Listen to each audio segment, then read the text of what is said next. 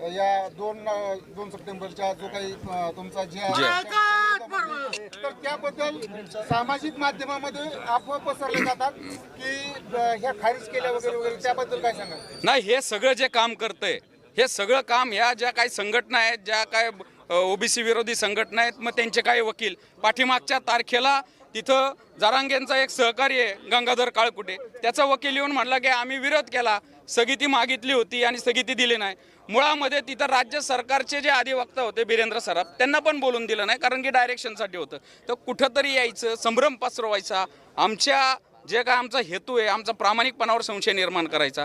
राहिला विषय प्रसार माध्यम, इलेक्ट्रॉनिक माध्यमांचे जे प्रतिनिधी असतात ते पाहत असतात, तरी पण काही ठिकाणी जे फोन होतात त्याच्यामध्ये कुठंतरी एक माथळा, कुठंतरी एक TRP, कुठंतरी एक टॅगलाईन चालवण्यासाठी, TRP वाढवण्यासाठी असं होतं. पण आम्ही खंबीर आहोत या संदर्भामध्ये. आम्ही समोर